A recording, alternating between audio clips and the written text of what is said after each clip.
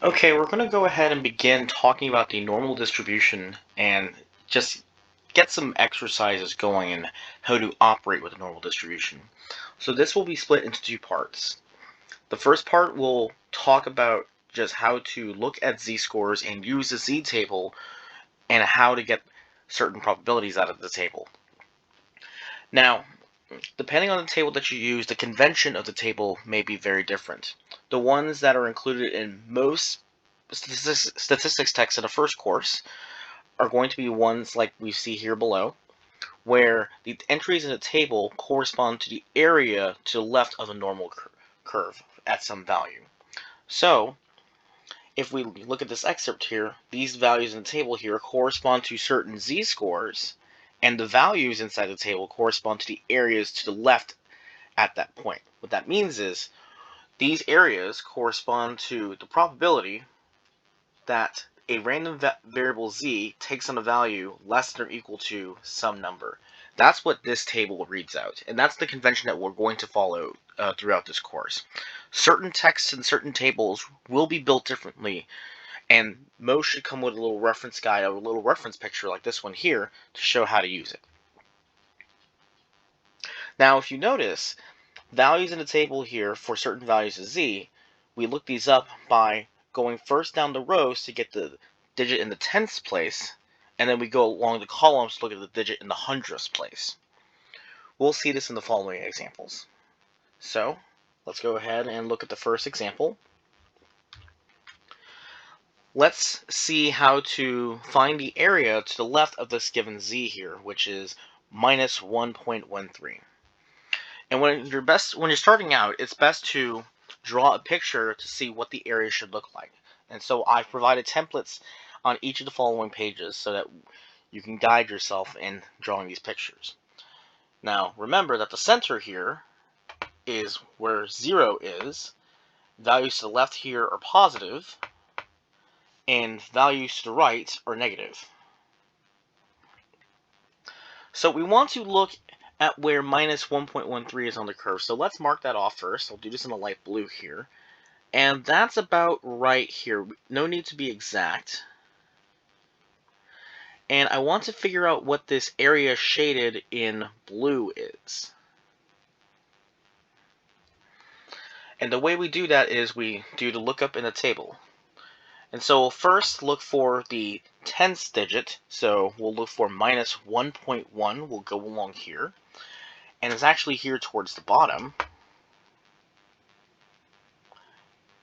And we're going to look in this row to see what the area is to the left of that value. And the hundredths digit is 3, so we will look in the 0.03 column and see that that corresponds to this value here. Actually, redraw that. That's 0.1292. So this area is 0.1292. In other words, the probability that we select a z less than or equal to minus 1.13 is 0.1292, 12.92%. And that's how you use the table to look up these areas. So we move on to the next example here. We will now find the area to the left of 2.48. And so again, we'll draw the picture here. Let's say that's about right here, 2.48. Now I want the area on the left-hand side. That's this entire shaded region here. Now remember that this area represents the probability that z is less than 2.48, where capital Z, again, is the standard normal random variable with mean 0. So let me just emphasize this here. This is normally distributed. Sometimes we write it like this, with mean 0 and standard deviation 1. Okay, so now we'll look at our table here. I have a snippet of the table here. I want 2.48, so I'll go down the rows here on the left, find 2.4.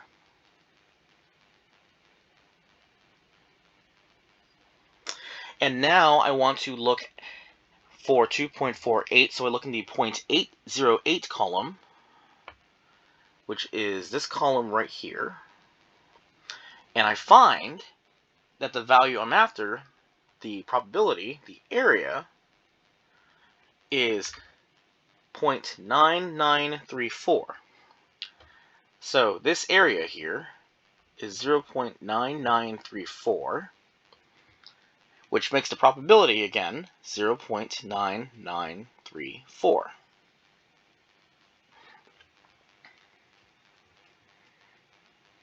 And so let's move on to the next example. Now I want to find the area to the right of 1.03. And so I will now go to my picture here and I'll mark off where I think 1.03 should be. And this time, notice that I'm looking for the area to the right. So let's mark this in a different color here. And now I want this red area. Now notice that the values in the table here only give me the area to the left.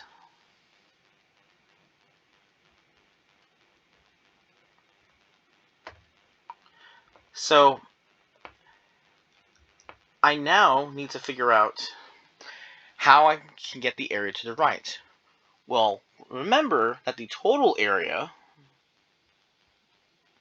okay, total area is equal to 1. And so if I need just this part here in red, I can subtract away the area to the left of it. So if I do this in green here, okay, I can find out the area in red, which I can just write as 1 minus the area in green.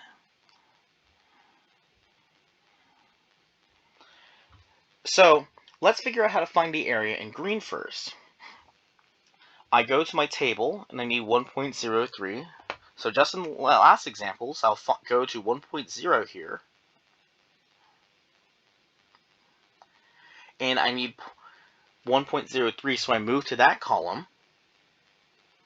And I see that it reads 0.8485. So the area in green is 0.8485. And now I can use that to find the red area. If I look at my expression here, the red area is 1 minus the green area. And so we do 1 minus the green area. The green area is 0.8485. And when I do that, just use my calculator here, the red area is, let's see, just change my settings here. The red area is 0.1515. So this is why it's important to look at how your tables are read. Most will only give the area to the left, so if you need an area to the right, you need to do certain manipulations here, this 1 minus trick here. So let's look at one more example of doing this area to the right. I want to find the area this time to the right, and I'll mark that there, of minus 0.33. So go ahead and do this in purple here.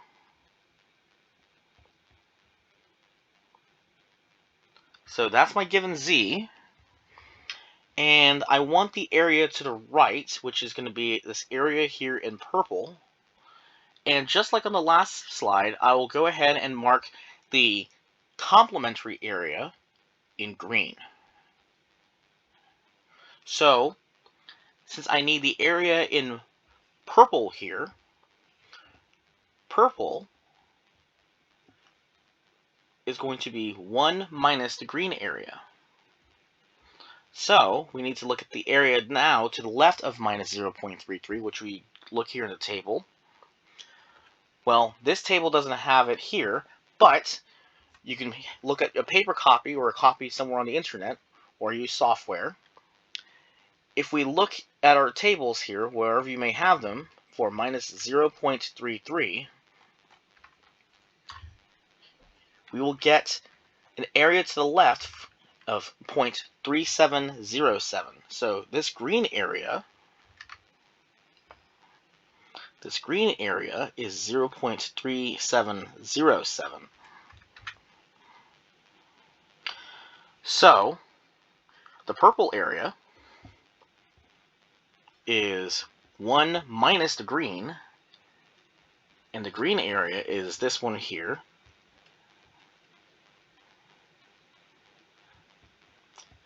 And when we do the work, this will give us the purple area, which is the one that we need. That gives us an area of 0.6293. So this purple area is 0.6293. Now we're actually going to put this all together and do two slightly harder examples, but this illustrates a certain pattern here. Let's say we need an area between two values. For example, between minus 2.14 and minus 1.64. So let me actually make this a little bigger here since I have a bit more room. So I want this area here that I'm going to shade in black. So I have minus 2.14 and minus 1.64. And I want this area here in black. Now, as we've seen, we know how to get areas to the left, and we can manipulate that to get areas to the right, but how do we get areas in between? We actually have to do a bit of manipulation here. If you see here, I'll overlap this in a, let's choose this magenta, this plum color here. The area that I'm going to shade here in this plum salmon color here, which I'll probably do in a different direction.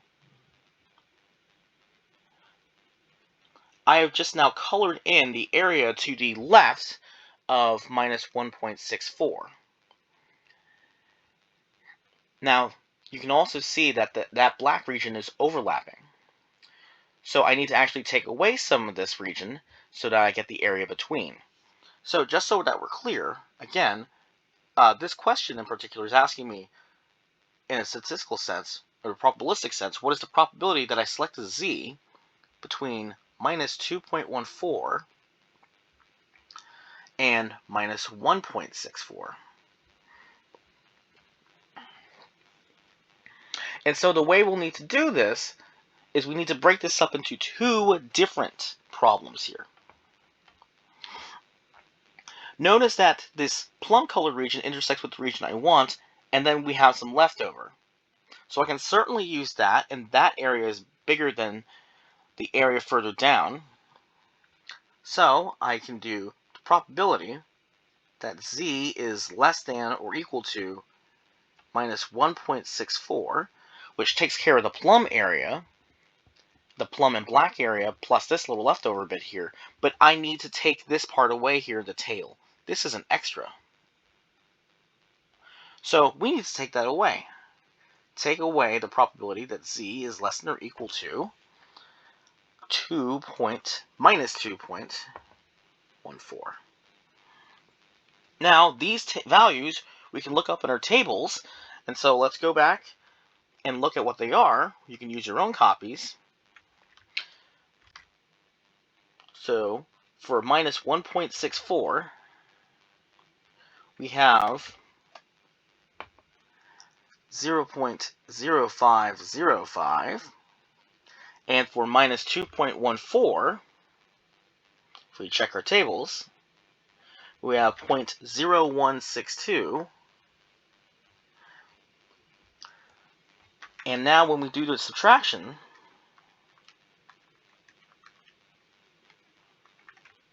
we get 0.0343, which is the area that we need. So let's look. This area here in this region, which I'll probably highlight in, I'll do in this color. This here is 0.0345. That's that area, the area that we were looking for. But we needed to do some manipulations to get that area because we only had a table that read values to the left. Let's do one more to drive the point home. I now need the area between minus 0.45 and 3.09. And so let's mark that here on our little picture.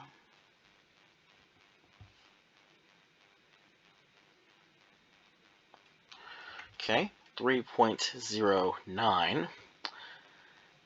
So the area that I'm looking for is this here in purple. So again, how can we figure this out? Well, we'll have to do that same trick that we did in the last one.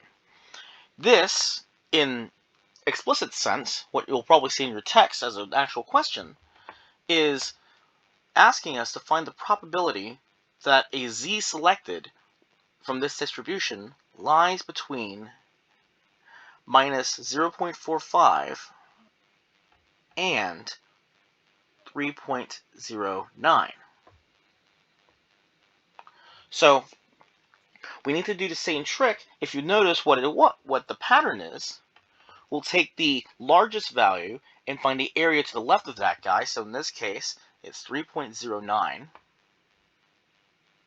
So the probability that z is less than 3.09, and take away the area to the left of the lower value. In this case, z is less than or equal to minus 0.45. Okay, and we look that up in our tables.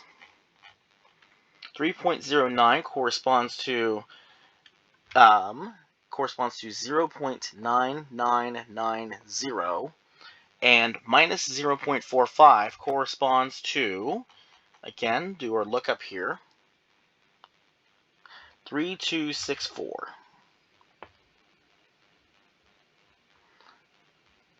And when we subtract those two, we'll get the area in purple.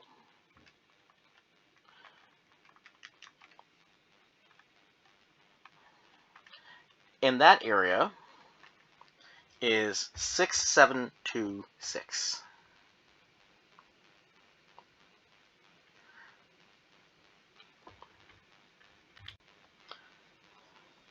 So, in general, what is the rule if you need to find an in-between area?